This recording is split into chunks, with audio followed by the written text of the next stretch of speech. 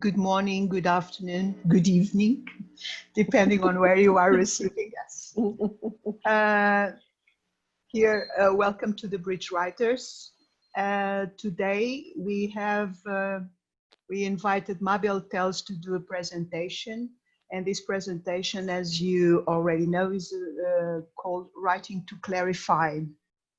So just a brief introduction. Mabel is a professor graduated in social communication with a master's degree in business administration. And she came across conscientiology in 1993 and has been a teacher and researcher ever since 1994. She is an epicon and also the author of two books. One is Prophylaxis of Consciential Manipulation, and Zephyrus. Currently, she is a volunteer with Interpares and also with UNIESCON, which is the group of all conscientiology published authors. So Mabel is going to discuss this theme, Writing to Clarify. She's going to talk about characteristics of the text that actually clarifies, so a claritascal text. What is the claritascal text?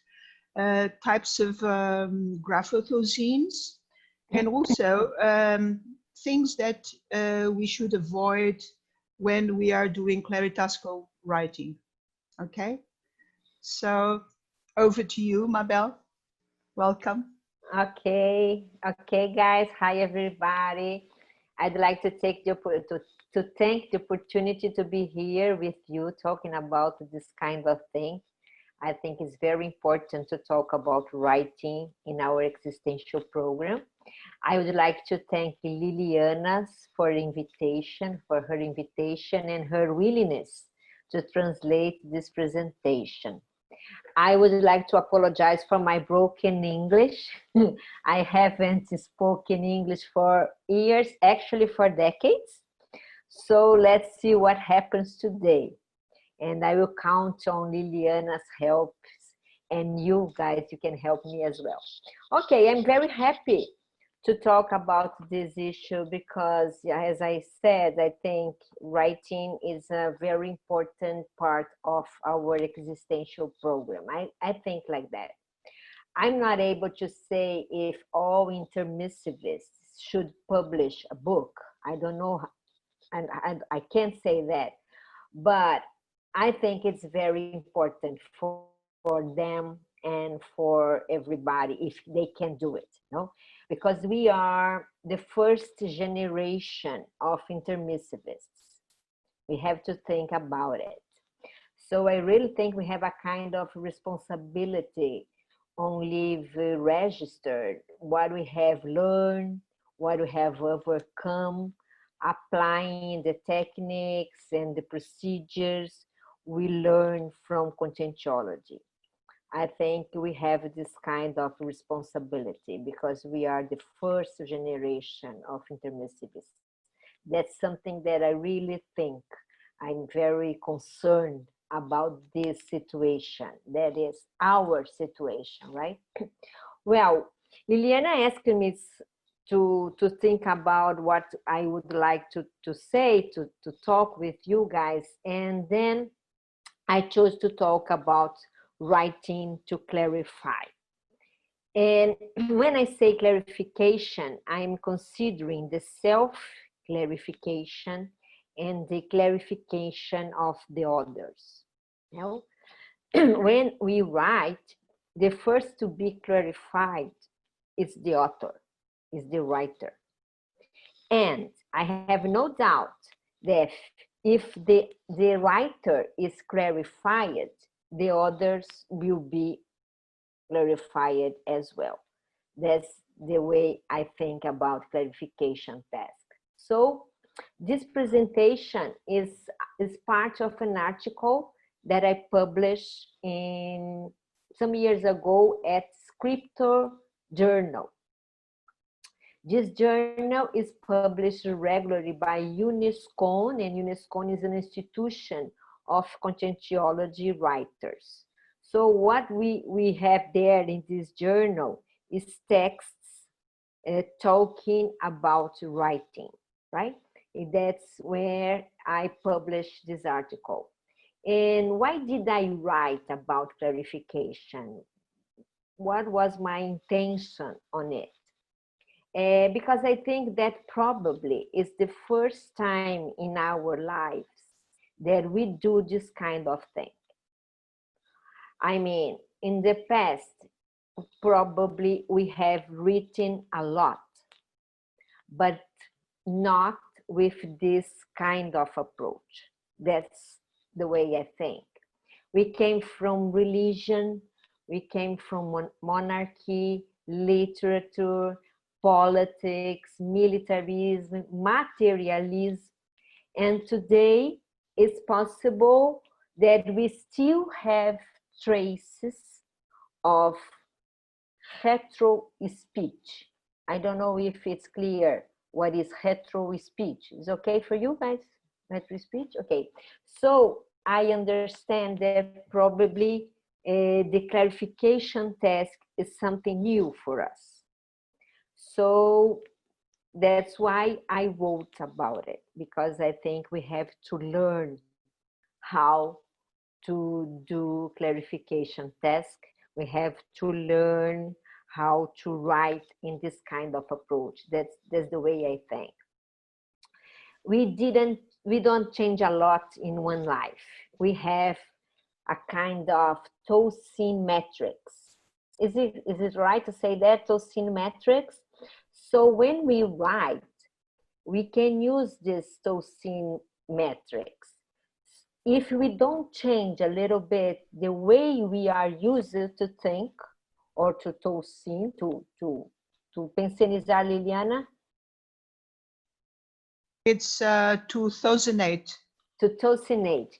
If we don't change the way we tosinate, yeah. Our writing will be a little bit not clear, probably. So that's why I studied this a lot. Okay. Mabel, could you please just clarify what is this retro speech a little bit better, so that people are... Retro speech. Let's suppose that we wrote different things in the past. Let's imagine that we were religions, or we were from literature, or we were from a kind of leadership, or even an intellectual person. But we wrote in a way in that paradigm, the paradigm we used to have in the past. So when we were born here now, we have this retro speech in our mind in some way. That's the way we used to think or to see the world, and to write what we understood or we got from the world. So this is our retro speech. And sometimes this retro speech is still present in our lives now. And it can be good or not. It can help or not.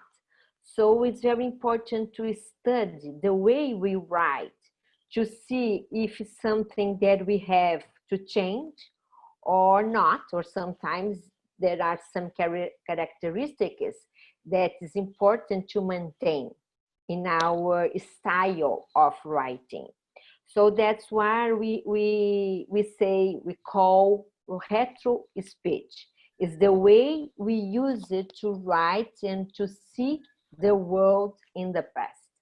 I don't know if it's clear. If you have questions, people, please just ask me during the presentation. There is no problem. We can debate what I am talking about. Is it clear, Lily? Yes, much clearer. Yes. Any questions, people? Any questions? If you have, please feel free to ask. So the first thing I would like to ask you now is, are you writing something? Do you intend to write a book? Have you ever thought about it? I'm asking you now. Yeah, and I would like It's a to see question. what's going. It's a question. I'd like to see what's going on there. Feel free to answer. Okay, I'll go first. I started writing a verbete that is under revision, and then my plan now is to do an article for the ProX magazine. Wonderful, yes. And do you intend to write a book or not in the future? If it evolves for a book, okay. If it all depends on how I expand the idea, how much I expand the idea. Okay, okay. Right. On my case, I've started, but just then I need to continue, kind of. Lili, I know. I know, and I'm studying a retro personality hypothesis, obviously, that has written only 50 books. That's, you see, this is her retro speech. Yeah. So now it's time to rewrite. Yeah. Different. Because remember that dynamic that I did with you, that you came with the information that you know, about the books, and the helper that was trying to get in touch. Yes, that's important. So let's see, Juliana, I know now she's an author, no? You? Yes, but I want to talk about this retro speech we're talking about. Because I had a recent experience writing my PhD thesis in geology, and at the same time writing my first conscienciological book. It was completely different, and I struggled to write in English and in a scientific way.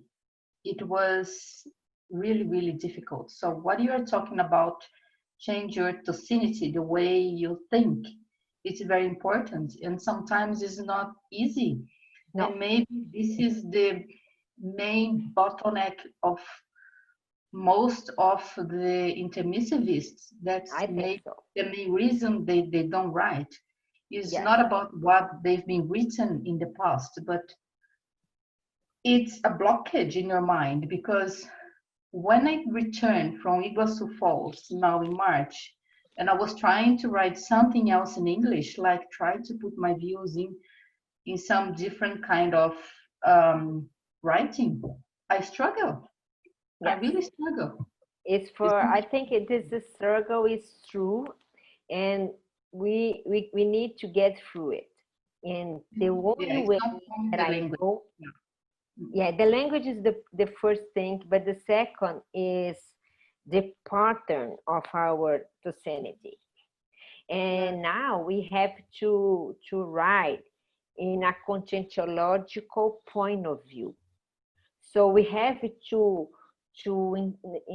how can I say, to understand and to interpret the world from this kind of point of view.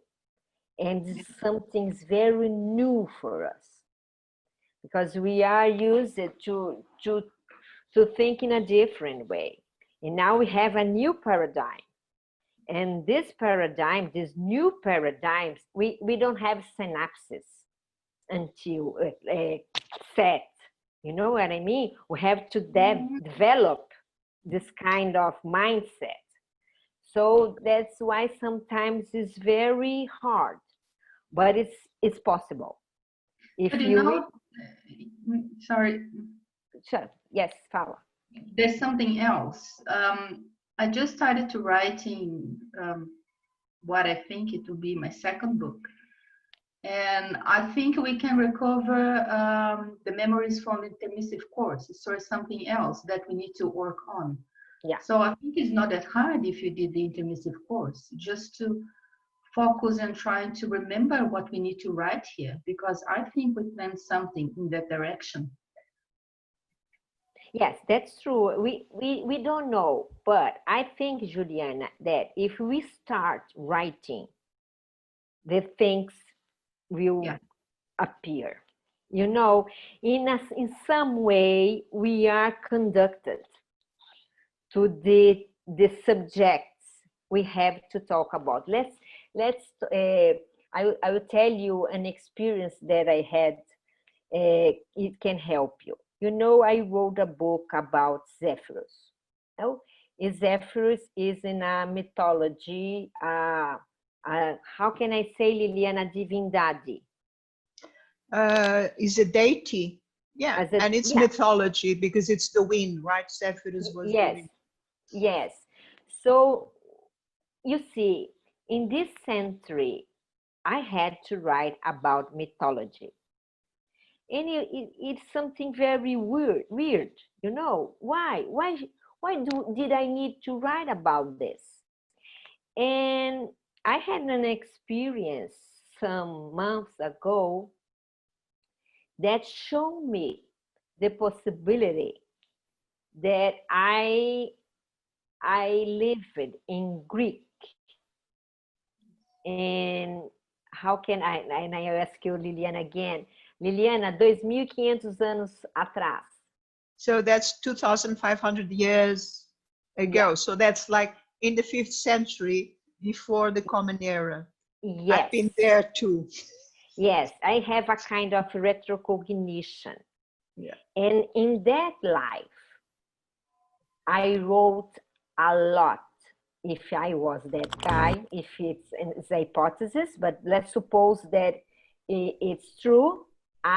This guy wrote a lot about mythology. And even this person wrote about Zephyrus. Oh, very. You know? And yes, and this guy wrote as well about Mito, and her name is Newbie. And Newbie. Yes, and Newbie is the name of my mother. Newbie. Newbie. So this is a retro speech. And in this life, I rewrote what I have written before. You know what I mean? In a different way.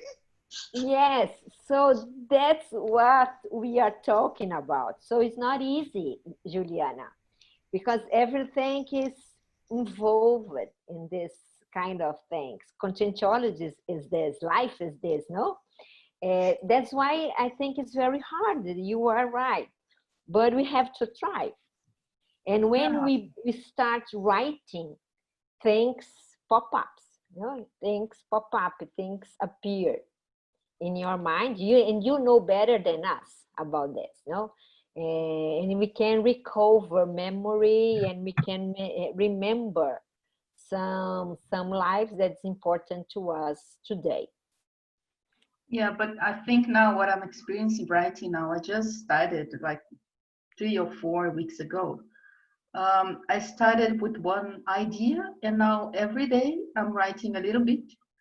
But every time I go to bed to sleep, I've got new ideas, then I change my text. So I'm like, you change or you improve the flow of my writing, of my research. And I suspect of a condition that maybe I was in a previous life, because the subject just fascinates me. It's amazing. Yeah, that's it. I think it's very. I really like writing, because many paraphenomena occur when we are writing.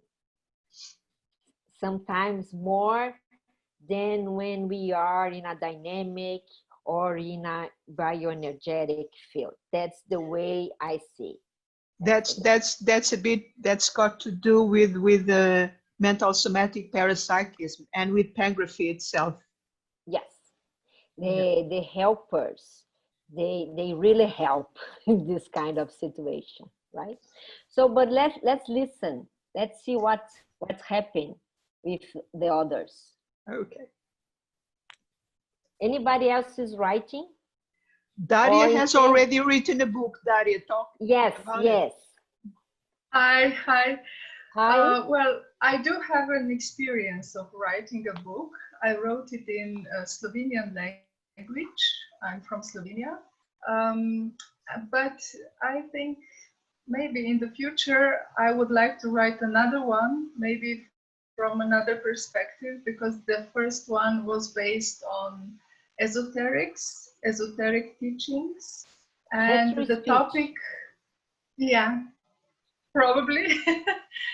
And the topic was out-of-body experiences, what I have learned from the IAC in London at that time. And it was very inspiring to be in Brazil last year. And I got quite some ideas, but now since time is going on, I'm a bit lost, not sure exactly what to write about, what topic to choose, or so I'm in between. Studying, you are studying what's going on, but that's okay. That's okay. You are on the path, right? Anybody else who would like to say what's going on writing? Jackie's writing a book. Yeah. I guess, hi. I kind of, I missed the beginning part. So I guess the question was who's writing and their experiences or... Yes. Yeah. Yeah, no, I'm writing a book. It's related to my group karma. So specifically the Jewish group. So, but it's, how can I say, it's a big work. I've been spending quite a few years with it. And yeah, like I've had a few experiences related to it, you know, throughout the process. Very interesting. Just the other day I was writing and yeah, researching and stuff. And then all of a sudden I was able to kind of have an insight about my behavior related to what I was researching, and to have that kind of, yeah, reflection was very, very interesting. But yeah, it's a challenge. It's a big challenge to write this book. It's a big challenge to write about ourselves and to write about our grupo karma. Yeah. But it's a good challenge. It's a good challenge. Yeah. Anybody else would like to say? Marcelo will tell us. Yes, Marcelo is an author. He's a writer. Yeah. Tell us a little bit about it. After my first two books, this time it will be a collective work. So I have written my part already. I'm waiting for contributions from other authors. It's about parapolitics. Wow. Fundamentals of parapolitics. Just a minute, Marcelo. Listen, this is again a retro speech. You know, the politics, to rewrite about it with a new paradigm. That's why it's so challenging. But it's again, it's the same sometimes, that we are rewriting, you know? Yeah, funny thing, the character I'm researching, she became famous initially. Her first 10 books were about politics, economic politics, yeah, economic politics, economy. My first two books involved politics, but they are not just about politics. They involve other subjects, other themes, and other conscientiology specialties. Mm-hmm. My first book, for example, was a book about evolutionology. And the second one was a book about conscientiology itself, with some of conscientiology specialties, like methodonology, experimentology, and of course, parapoliticology too. Okay. Okay, Marcelo. Anybody else would like to say something? I would like to make a question about retro speech. Okay, Mabel, so let me see if I understood correct. Retro speech could be when you are writing about it, could be expansion of a concept that we had that was incomplete in previous life, and sometimes could be writing in the correct way something that we taught wrongly. Would be correctly? Yes, it can be, but it can be as well the way you used to write in the past. Is your style, your writing style, you know? And sometimes this kind of style is still present here in this life because it's the way you think. So why I am studying writing to clarify, because sometimes this old-fashioned style is not the best way to clarify now, and sometimes it is, sometimes it's up to date, you know. That's why I study this, because we have to think the way I'm writing is the best way to clarify. Can I improve my style to clarify better? My retro speech is influencing my current writing, and this kind of influence is good or not. So everything is related to retro speech.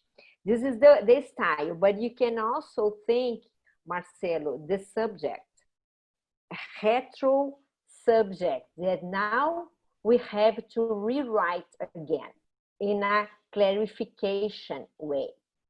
That's what I did in my first book.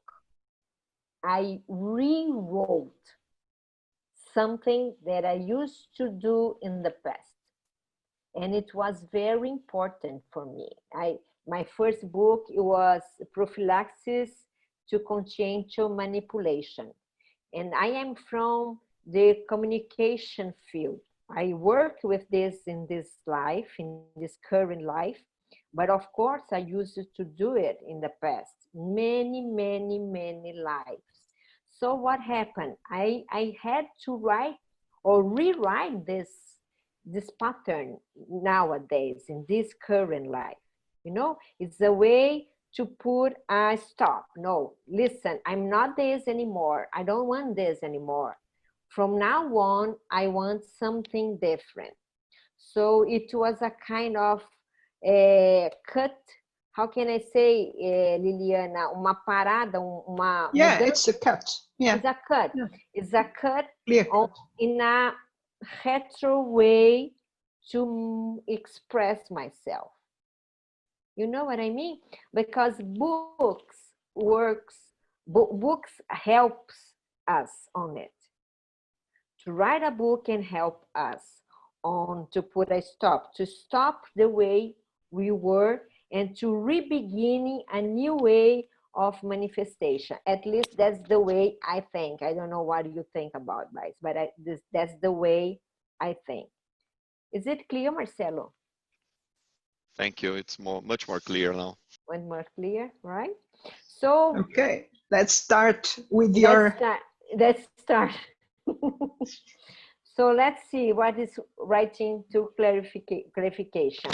Writing that clarifies or clarifying writing is the act or effect of representing ideas, attitudes, hypotheses, and priority explicatory information in words. Can you, Mabel, sorry, can you bring us to the second slide? Because we are not seeing it. Well, why not? I'm. You have to click on it, maybe? No. No? Maybe it would be good to stop share and start share again. I think there's something in the configuration. It's not showing for us the slides. To be truth, just click F5, F5. Click yes. Só isso.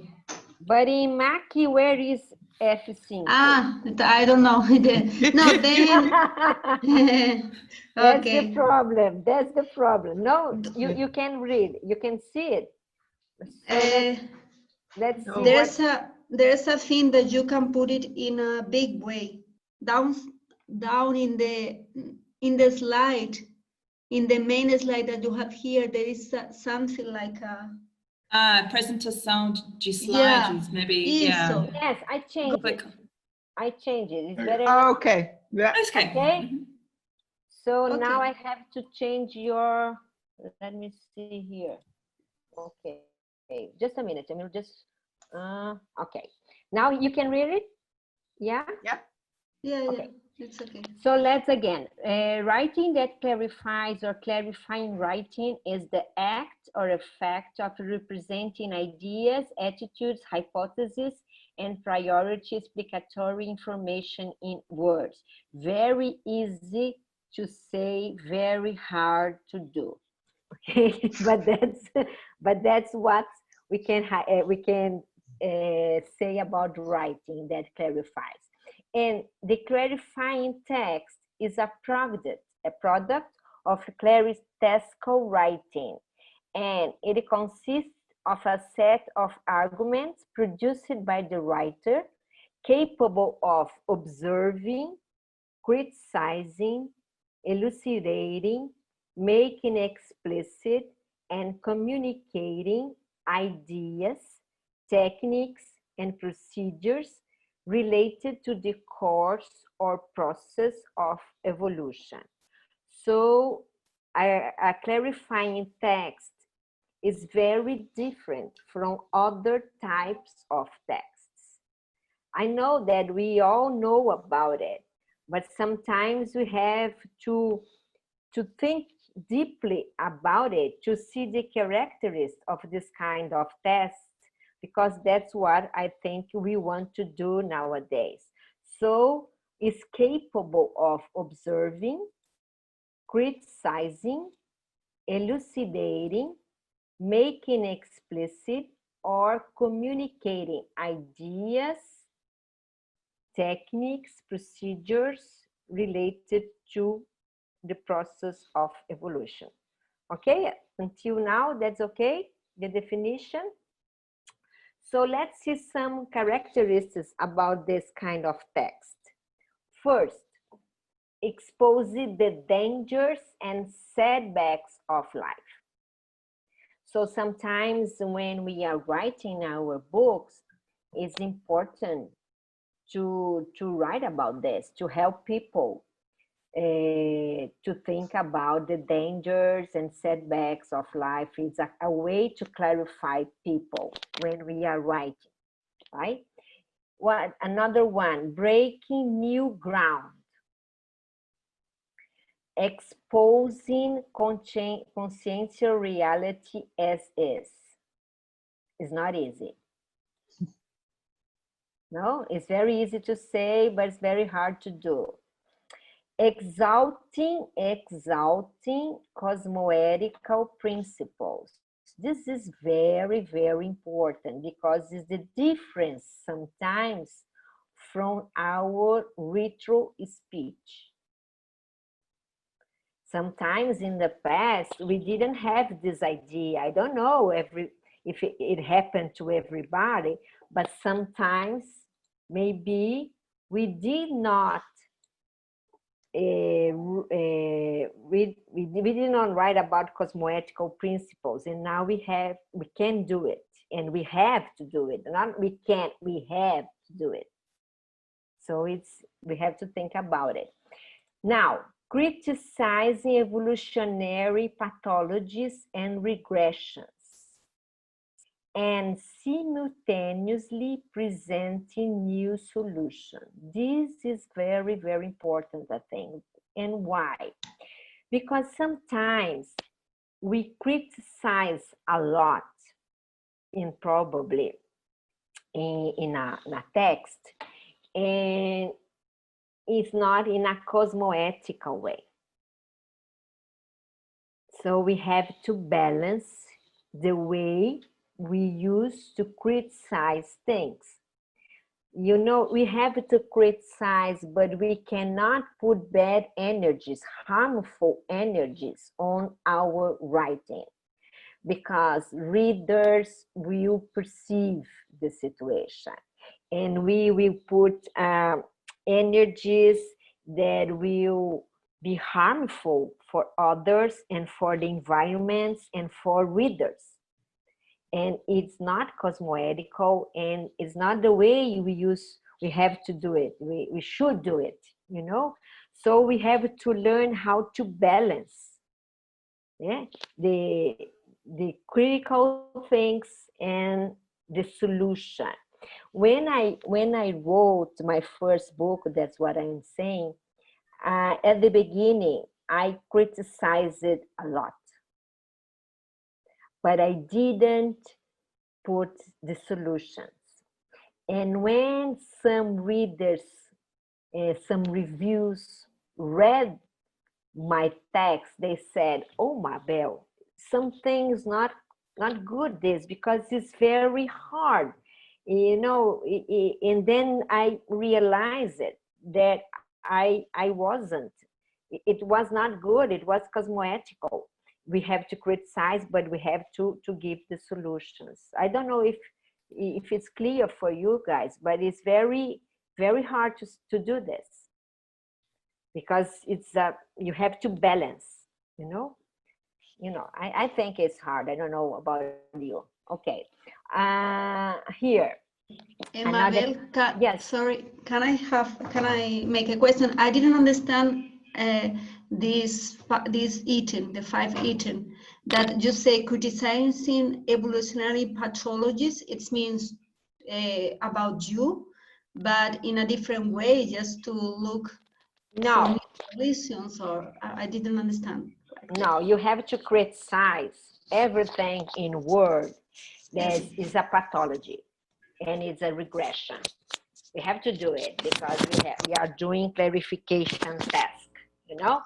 So you criticize the pathologies of the society. We have to do that. It's important to do that, you know. You see a pathology and you have to say, "Oh, this is wrong because of this, okay? So it's important sometimes, not always, okay? But sometimes in your text, you have to do it. But simultaneously, you have to present new solutions. If you only criticize, I think is not cosmoetic. The solution have to be there as well. If you read the Valdo de Vieira's book, you see that he criticizes a lot, but he presents solutions. I know it's clear, and it's clear now, Anna. Yes, I do understand. Now it's clear. Thank you. It's clear? Okay. Another characteristic is the intrusive. So we have to write something that contributes to self and hetero the intrusion. And sometimes we have to show difficult aspects of people, of our manifestation, but we have to do it. And the writer sometimes will receive the energies against him when she or he is doing something like this. That's why I see here in conscientiology that many of us don't want to write about this, because they don't want to receive the energies against. You know what I mean? Liliana, is it clear what I'm saying? Yes. Please yes, help yes. me. So Yeah. to clarify, yes. Sorry, yes. Mabel, this is something that I'm observing a lot. And it almost makes you, at some points, it makes you, oh, do you really want to to deal with this? But it's necessary, right? Because if you overcome it, you know, and you're able to assist at the same time, and then it will relieve the pressure, right, in the end. Yes, that's the point. Sometimes when we are writing, and we are writing about some, how can I say, some kind of intrusion, we are writing about intrusion, we evoke this pattern to our psychosphere. It's what it happens. But this is the clarification task. If you want to clarify, we have to pay the bill. You know, you have to how can I say, enfrentar, Liliana? Face? Yes, to face. We have to face this situation. There is no exit on it. So that's the point. We have to make the intrusion.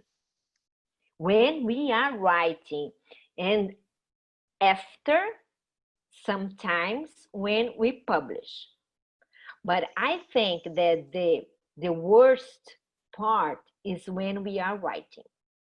Because after, if we work with our energies, if we are able to help with this kind of the intrusion, after publishing, it'll be okay.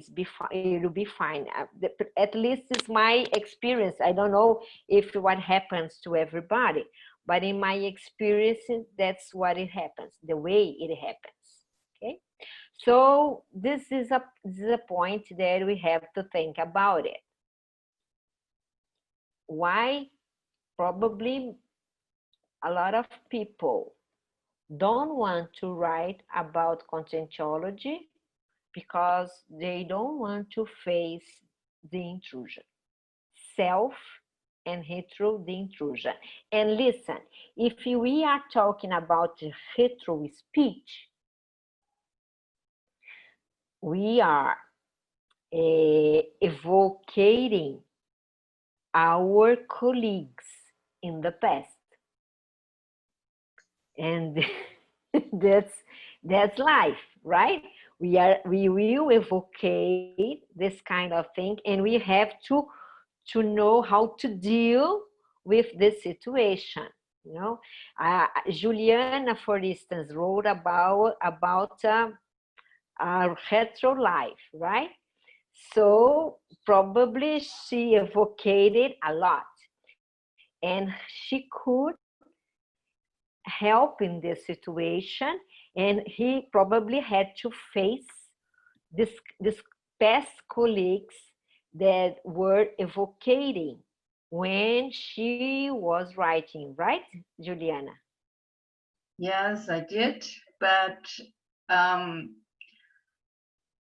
think writing my book was less pressure than writing my thesis. I don't know why I've got my pressure writing my thesis, but as I said, I was writing both at the same time. So maybe one thing interfered to another, because it was a hell to write that thesis.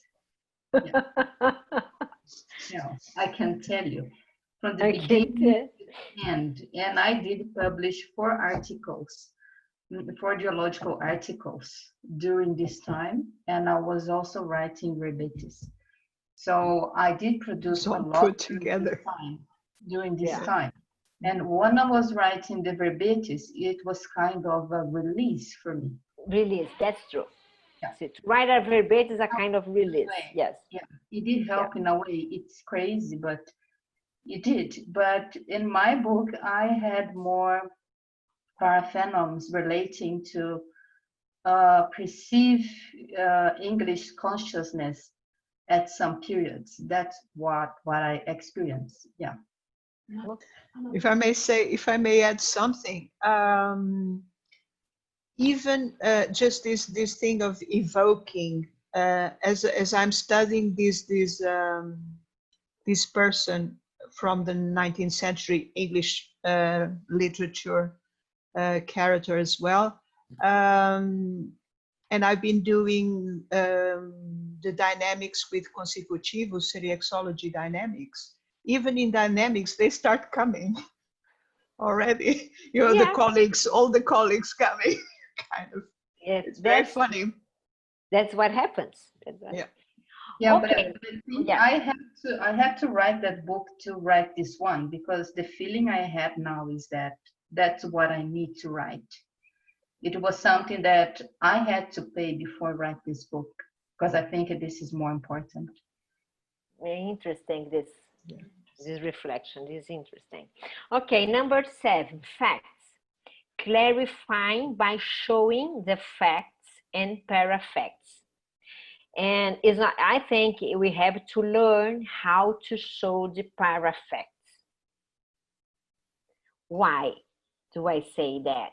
Because we have to have arguments and to know how to put our arguments to show the parafacts in a clear way without a esoteric pattern. You know what I mean? We have to be very clear on it in order to avoid patterns of esoteric hermetism and things like this that we used to do in the past. And something that I think we in our community, we are learning how to do it.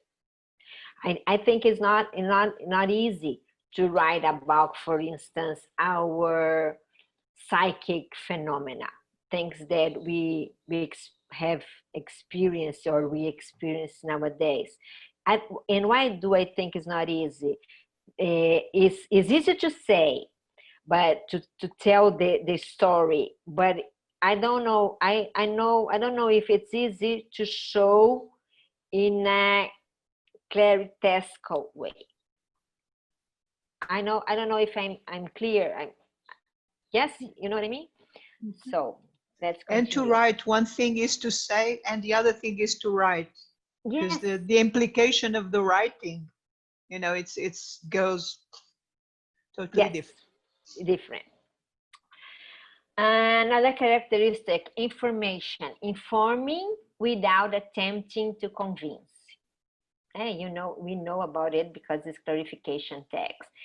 Motivation, encourage the reader's self-motivation.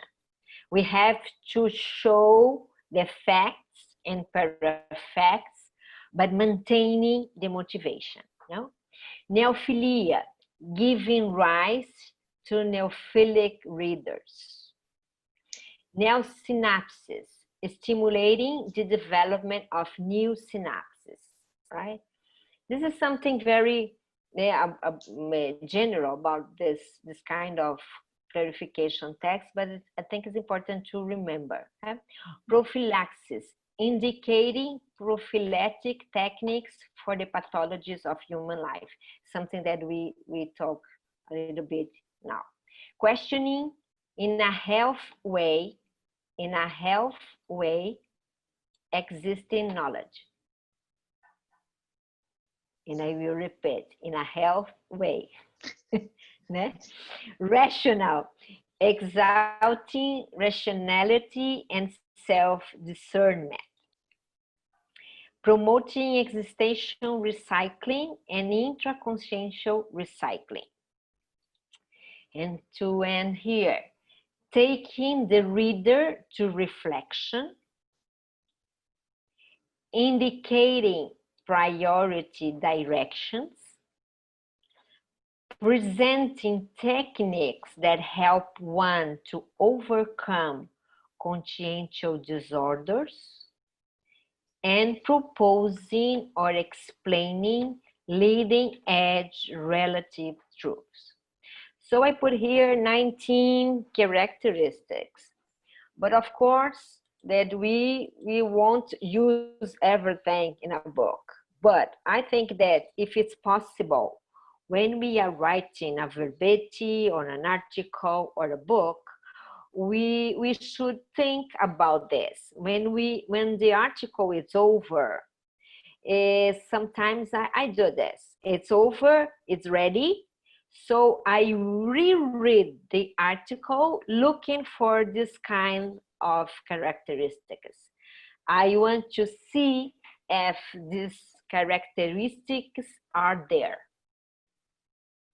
And one way that I use to do this is to try to put some words in my text.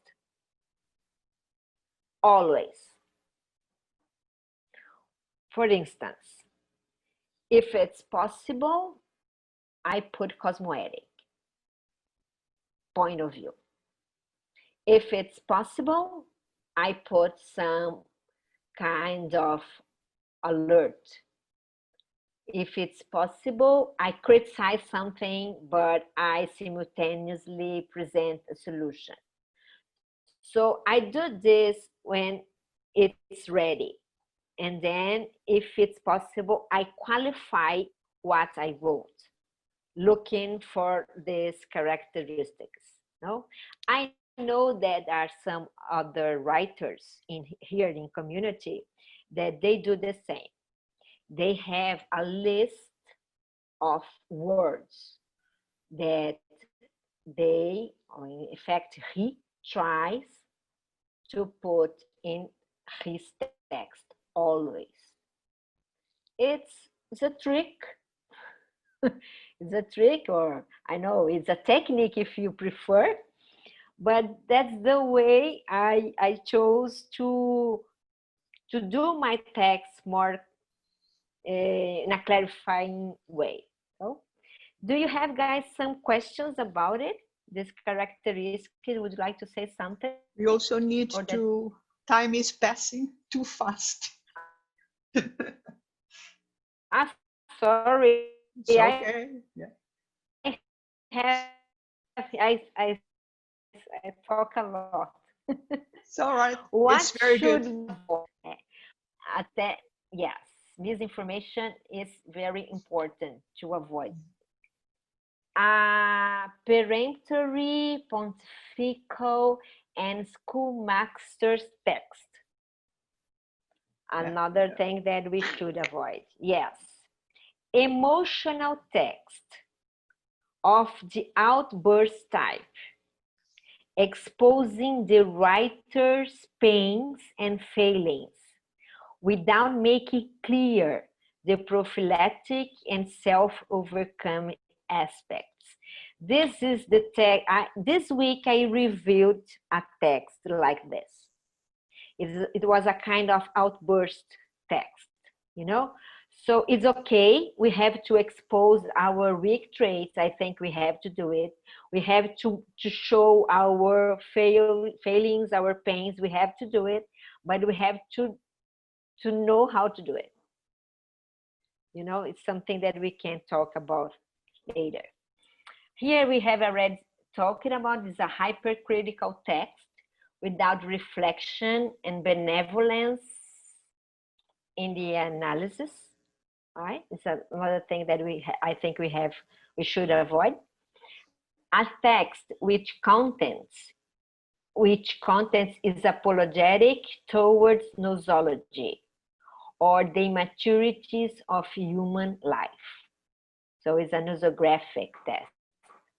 This is another thing that's very important. Opportunistic text.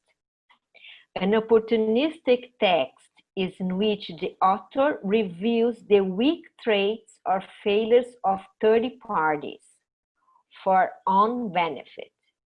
I reviewed a text this week with this situation. It usually occurs in autobiographical text. The author starts to talk about oneself, and then talk about some friends, and that's when he or she reveals the weak traits of them. So we have to think about it, right? A persuasive text with predominance of persuasion and intentional convincing. A pessimistic text infecting the readers through a sinister and catastrophic holotosine. usually occurs in texts in which the weak traits are exposed as well, right? A sarcastic text and a vindictive one, with a belligerent holocene contrary to health conviviality. So I think it's over. Let's see if you guys have any questions about the avoidances. I know that Liliana is looking the clock, but do you have any questions about it? About avoidance? Is everything okay? So the second part is clarifying writing style. The clarifying style is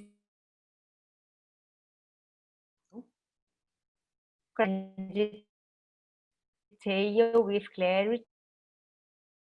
Problem with the sound. Matter. So sound is not good. Okay. Can you do? Can you go again? You're back now. Yeah. Yeah. Okay. Okay. Clarifying writing style. Okay. Your own style.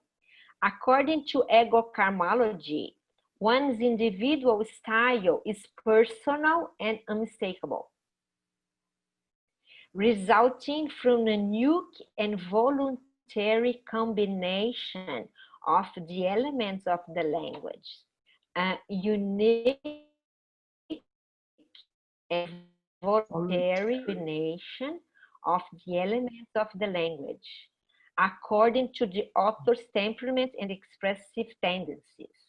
So the question is, did I realize my unique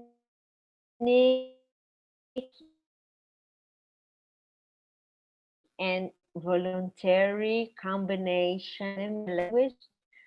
Do you know your style? For instance, when, yes, is okay.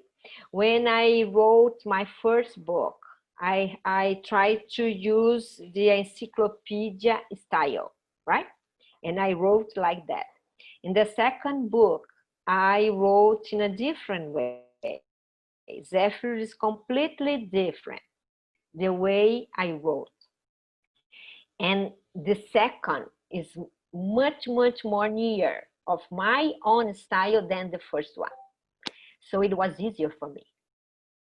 You know what I mean? It was easier because it's a kind of retro speech again. So I think it's important to think about it. So it's important to consider the author's baggage or the expressive sum of retro lives of this particular conscene, paragenetics, naturally capable of influencing, positively or not so much, the quality of the current communication. Is it okay? Are you listening? Yeah?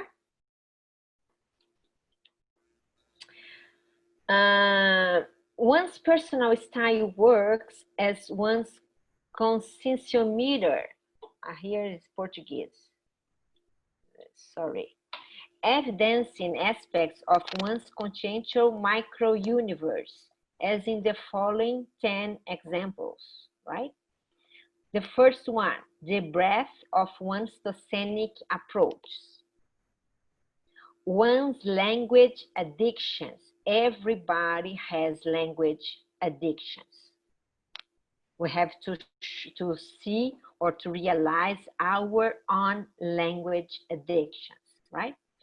Personal code of cosmoetic, the scope and qualification of one's worldwide, the level of one's erudition and personal culture,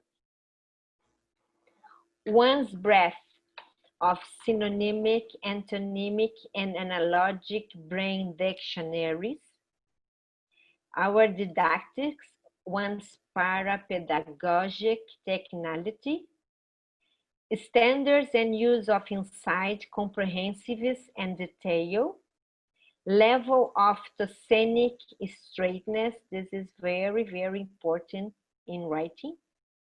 The level of our tocenic straightness. Otherwise, our text will be very confused. And at the end here, originality. So this is our some. So, for instance, for me, this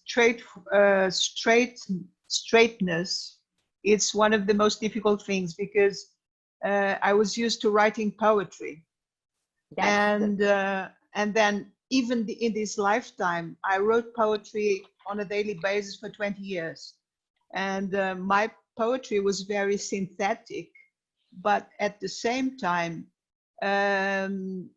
you know, there's maybe two types of thinking.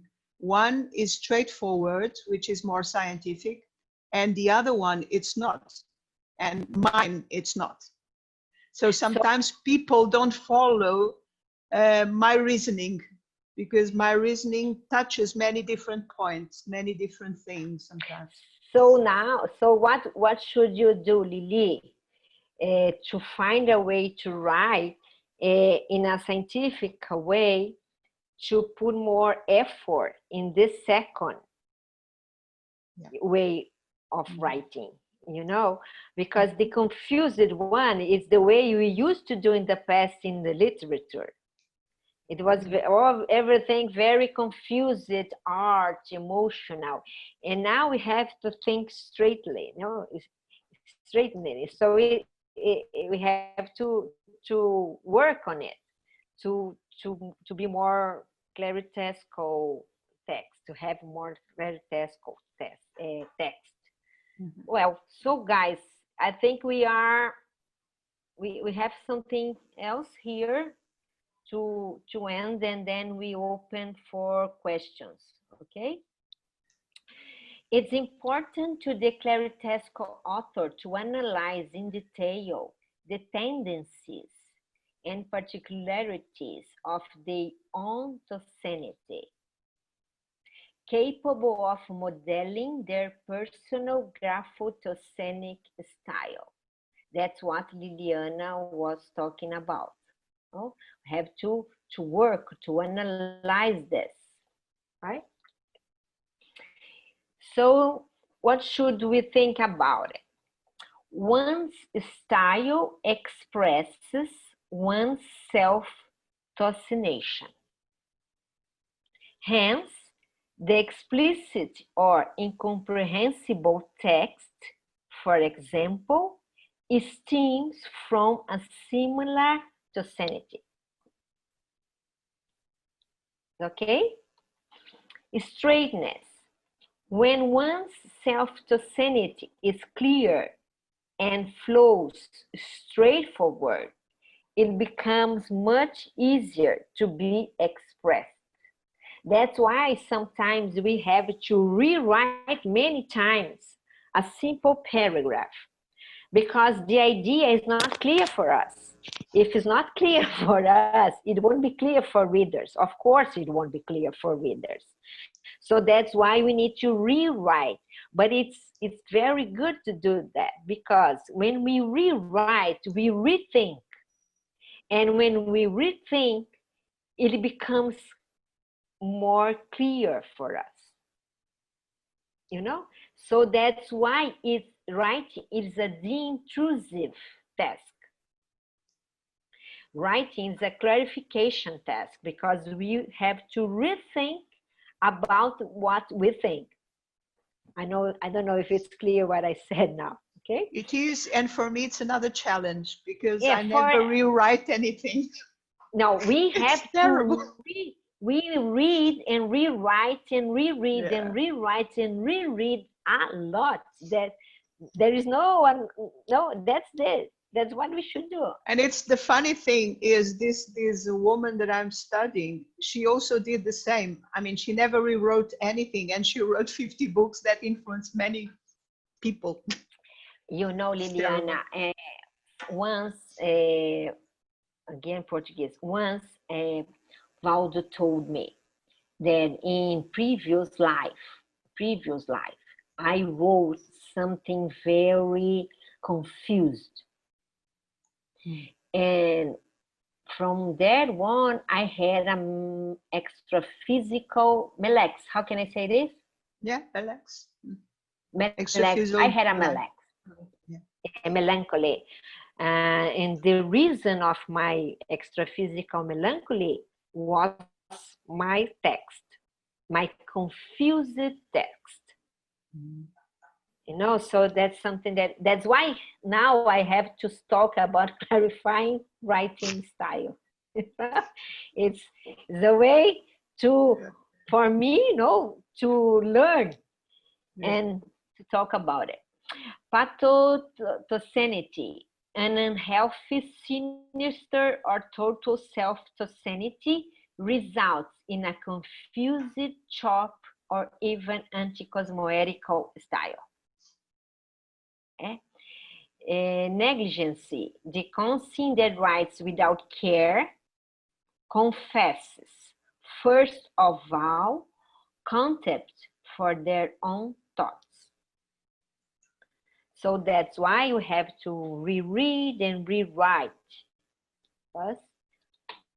to have a good text. Priority, on the other hand, an excessive attachment to form in detriment of content shows the writer's lack of evolutionary priority. And for the end, cover up. Strong evolutionary text does not need to be hidden behind intricate phrases and obscure approaches. So that's what I think about writing style. So guys, I still have one more slide. We have there. one more? Oh no. No, this thank you to all. So let's open to questions because we have time, no, Lily? Yes, we have 20 minutes. If you want to ask something or if you want to show some experience or things like that, please feel free. I want to ask about MegaGesCon. What are the main characteristics of a MegaGesCon? How do I know I'm writing a MegaGesCon? You see, I wrote a chapter about MegaGesCon in a new book that it'll be published in Editares. And in MegaGesCon, for me, is that text that you put your biggest effort. You gave everything that you know in that book. That's what I think about MegaGesCon. That's why will be written at the end of the life, because that's when you have more experience, you learned a lot, and so you'll be able to put everything in words. So the first, for me, no, Juliana, for me, the first characteristic is MegaGesCon is the biggest effort. The second characteristic that I think is when you are able to make, how can I say, the biggest recomposição grupo karmic. Lili? Huh? Grupo karmic recomposition. Recomposition. In MegaGesCon, I think we should try to make the biggest grupo karmic recomposition. That's why it's important to study our past, our ritual lives, because we should know what what saying, what is the most important thing to recover, to make this glucokarmic recomposition. Recomposition. Oh. Third, I think in the MegaGESCON, we should write the evolutionary level that we were able to achieve in this life. Because if we understand that MegaGESCON is something that will help you in your future life, it's important to write in this book where you were in the evolutionary scale when you were near to die. You know what I mean? Because you continue in the future life from this point of evolutionary scale. So it's important to mention this in this MegaGESCON. So if we start here, probably we can find many characteristics of MegaGESCON, but I think these three are the most important on it. No, these three I have already talked. I don't know if I helped you, Juliana.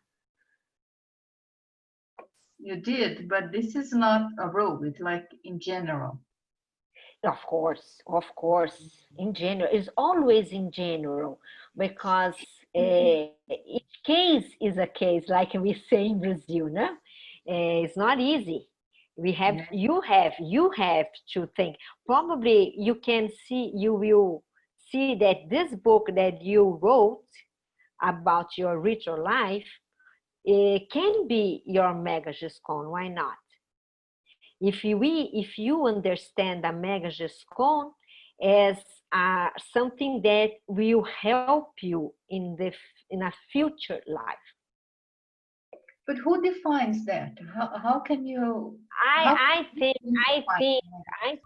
think, Juliana, that we will define this at the end of this life, when we see everything that we wrote, and we're gonna have some idea that what was more important. And even we have an idea of what was more important, I think that when we die, when we are in extra physical dimension, maybe we have a different point of view. It's not easy to say that. I remember Vieiras always was saying, this is my MegaGESCON. And then when this book was end, the new one was his MegaGESCON. And I asked, I don't know if he knew which was his MegaGESCON. Probably now in extra physical dimension, he has an idea what's more important for him and for the glucokarmic. I don't know, I never know this name. Recomposition. I have a problem with recomposition. So I think he knows now in extra physical dimension. But what should we do? We should do our better, the best thing we can do, and let's see what happens in the future. Difficult this, but I think that's the way. Okay, thank you. Okay. I think that as you go along and you research, as you were saying, like your retro speeches and the things that you done that were not so good, or that you wrote that were not so good, and now you have recycled. I think that the main difference between your retro life and your current life is two things. First, what you have already recycled and your intermissive course. This gives you a totally different perspective today of a number of things. And maybe, yeah, as you find out, you know, the wrong things and start writing about them, trying to put them right, you know, at least we go in the direction. If you get to the mega GESCO, we'll see, but we go in the right direction, right? Yeah, yes, I think so. Valdo told me that I did this mistake 2 intermissive periods before. It wasn't the last one. It was before the last one. So it was before the intermissive course. And when I did it, and when I did this, made this mistake, when I was in extra physical dimension and I was with Melex, the helpers came to help me to overcome the situation. That's what Valdo told me. And then he told me that I had some kind of communication classes there in extra physical to show me why I made these things and how what should I do to overcome this situation. So it was 2 intermissive periods before. It was something that happened before the intermissive course, you know. So that's something that probably I've been working for a long time to overcome this kind of things. But that's the way to evolve. Anything else? And the thing is, also, as I'm studying this hypothesis of consecutive personality, another thing that I found that I already told Julianne is not so consecutive, because between that one and today, I think I had 2 small lifetimes to, so there is 2 in between. In between. In between, yes, yeah. But it's like this one is connected to that one and not to the 2 in between. I understand. It's a retrovida crítica. Yeah, I think it's more like that. In English. In English, critical, yeah, critical retro life. Yeah. Yes, critical retro life. We have critical retro lives that influence our current life. So we have to see, to realize this critical retro life. Yeah. Okay. Anything else? Anybody else who would like to ask something? It's over. Hey, Mabel. Hey, it's Dave here. Hello. Hi. Hi. This has been great. Thank you so much. Really enjoyed it. Yeah, I've just got a question about what's your perception of the balance between, you know, research and gathering versus saying, okay, that's enough, and synthesizing. Like, do you keep going until you've covered everything you think you need to collate and understand, or do you think there's a certain moment where the creative process helps you to accelerate fresh ideas without necessarily going exhaustively through absolutely everything? Lili, me ajuda na tradução. Yeah, então, tem a ver com o processo da pesquisa, não é? Se você primeiro pesquisa e junta tudo que você precisa falar, né? Inclusive, sei lá, bibliografia, tudo mais, né? E depois você vai, ou se você começa seu processo, não é, de escrita antes de terminar, né? Porque Okay, it's a good question, Dave. It's a good question. It depends on the subject that I am talking about. Sometimes I have to research everything in order to be able to write about. Other subjects that are easier for me, I don't have to read a lot, because it's something that I've already known. You know, I'm able to write without researching a lot. But what is interesting in this question is, in my case, in my situation, what happens? I start researching. For instance, you don't see this, but I have now here probably 12 books that I'm researching because I want to write something about very new for me.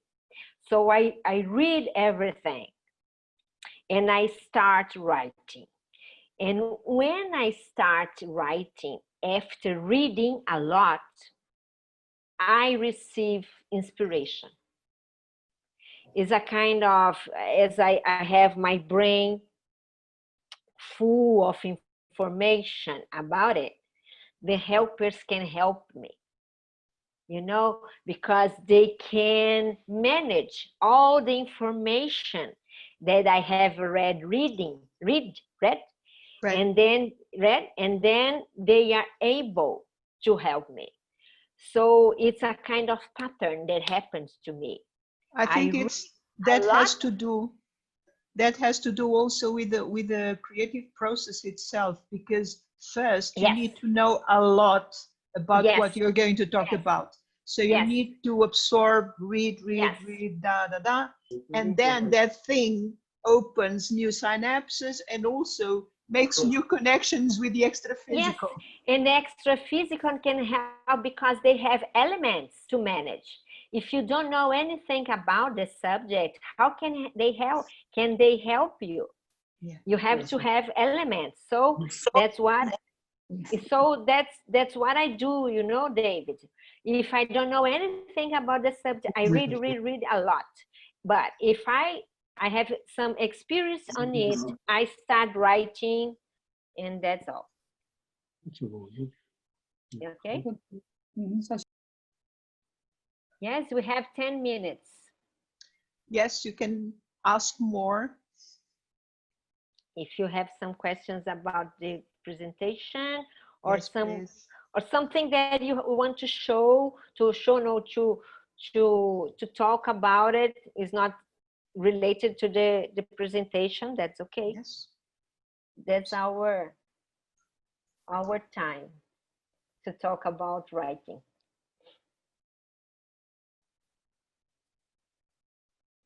Nothing? I think that's okay. I think that's okay, Lily.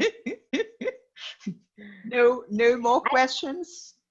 No, I hope you guys write a lot. You can write a lot in English because we have few writers, English writers, and we really need it. We need writings, books written in English. No? Exactly. We have many in Portuguese, and we have to translate, but it's not the same. Yeah. When we write in English. Yeah. We were talking about this before the session, right, Mabel? That there's no way we are ever going to be able to translate everything that even Valdo wrote, and even new books. It's a bit cherry picking what we think is more important or more urgent. But the thing is, okay, one thing is translation, but the other thing very important is that people start writing also in English. Even if it's not fantastic, there's always revision, right? So, you know. I will ask Liliana. Can I ask you something, Lily? Of course you can. Are you going to write in Portuguese or English? Everything that I write is in English, basically. Oh, you know, guys. And then I have to translate to Portuguese. Yeah. You should be the first one. Right. And then there's another thing. That's an idea that came kind of a few months ago that I think it's authors could consider. In some cases, is when you publish in Portuguese, you publish simultaneously in English. Like the book has both languages. On one side, it's Portuguese, and then you turn it around and it's English. Ah, really? I don't know this. Yeah, so I think it's a good idea because automatically you are opening, you know, expanding all this assistentiality, right? And you publish simultaneously already in both languages. So I think this could be a good idea. Not for everybody, maybe, but you know, in certain cases you can do this. I think we could do. Yeah. And I think, guys, that I mean, the international volunteers nowadays are completely ready to do it. In the past, probably not. I think it was more difficult for us here in Brazil and international volunteers as well. But now I think everything is open. You know, I don't know how you feel, David, that I know you for a long time, but I think, David, that nowadays it's easier. It's more open. You know, I don't know how to say. I agree. What do you think? Yeah, I agree. And I just think even in terms of, you know, life experience, we've all just got so much experience now that, you know, there'll be some theories that maybe we didn't get exposed to because we weren't in tertulias or something. But there's just so much of your own understanding and the knowledge sharing that does happen with these types of forums that, yeah, the only thing stopping us is us right now. I agree. Yes, we are more mature. You know, I think this is the word. We are. I think everybody are. Yes. Yes. So yes. Fala, so Juliana. now it's the time. I think it's the time. Yes.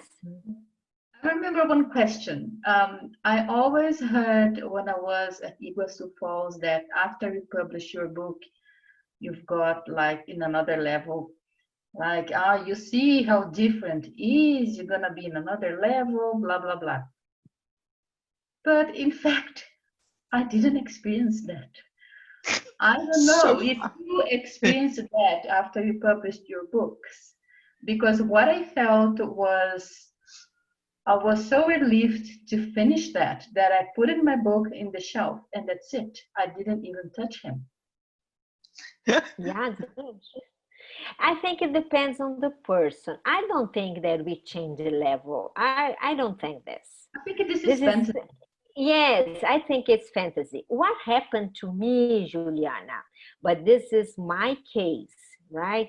Because of my past is when I published my first book, I felt a kind of release, but like I calmed down, because probably was something that I really needed to do it. So when it was over, I felt something like a calm situation. You know, it was an important achievement for me, but it's not related to the changing the pattern or the level. It's not related to this. It's something internal, you know, that you feel that, okay, I could do it. It was important and it was related to my past. So I felt this kind of serenity, a brief serenity, you know. But I don't Mabel, think... you once said many years ago something that always stick to my mind is like one less and you tick. Yes, okay, that's one done. less. That's yes, done. that's it. That's done. You know, that's what I felt. Yeah, mission completed. Yeah, that's what I felt. I felt the same. So I look at another day to the book and I did all the catalographic index. And I was thinking, how could I write this? I don't know. I just did. It's because a kind of altered state of consciousness when you were writing. That's what. I'm glad that. So that's true. Very interesting. Good. So I'm not weird. I'm not like a weird person. So it's normal. No, of course not. Yes, people imagine it. You know? Yeah, no, it's a life changing. Blah blah blah. No, nothing changed. No, no. I think no. Something changes, Juliana, but it's not this kind of thing. Something changed probably inside you, internal. you know, and probably extra physical as well. But it's not a big deal like people used to talk about, to say. Yeah. I agree with you. I agree. One of the, how do I say, fairy tales from Iguazu Falls. Yes, there are a lot of them. Okay. My dear friends, we are coming to an end. If you don't have any more questions, or if you do, just make your last question. Because if not, I want to thank Mabel for this lovely and wonderful presentation and chat, which is really very good, because that's what we want. We want to exchange, right? And in August, we are going to exchange with Juliana. Juliana will be presenting. Okay, so that will be great. In the meantime, I want to remind or inform people that we will be uploading this chat to our YouTube channel, and we are building a new website with a dedicated page to the bridge writers. So we will upload that there. We will also have on that page more information, like tips, techniques, you know, things that can help us. The idea is, you know, and if people want to collaborate with this page, fantastic. If people want to send articles, fantastic. So, you know, the idea is that we create an international community as well. So we've also created a Facebook page that is called the Bridge Writers Get Together, so that we can be in touch, you know, in touch with each other, and can talk to each other whenever we feel like it. You know, questions, I don't know, tell us what you're reading, what you're writing, you know, exchange. I think that building a community, maybe because this is also my retro speech from past life, but building a community of writers is very important. And this time, you know, worldwide, not just here, not just in, you know, we need to get together. I think we can help each other. Oh, Lili, I would like to take the opportunity to say that Denise Paro is here now. I saw her right now. Yeah. And she made a course about retro speech for in Portuguese languages, of course. And so if you guys want to see this course for those who speak Portuguese, this course is on consecutive site, Liliana. Where is it? In Consecutivos, do you have the name of the course? Retro speech. Retro speech. Yeah, retro speech. What is the date? When was it presented? No, it was Denise is not. Denise, tell us. Denise, are you there? Are you there, Denise? Are you there? Denise, Hello. Fala o dia que você fez o curso. Fala em português. Eu estou procurando. É 13 de junho. Eu estava procurando a data. On the 13th of June? Yeah. 13. Okay. Yes. Okay, we want to see this. Those that haven't seen it, I haven't seen it yet, so I want to see this. Okay, so we can look for it in the Consecutivos webpage, yeah? Yes. I think it's possible watching now, I think. Yes, it's possible. Okay. Okay. Very good. Thank you for that tip as well. Yeah. Okay. So guys, thank you thank you everybody for the opportunity to be here with you. Sorry for my broken English. No. Hopefully you Perfect. could understand Perfect, no. No. Keep That's doing not true. presentations to us, okay? Yeah. Very Yes, good, Mabel. Very good. Yes, Okay. okay. Very good. Thanks a lot. Yeah. I thank you guys for everything. Thank you, everyone. Thank you for your presence as well. Thank you. Bye. See you soon. I'm waiting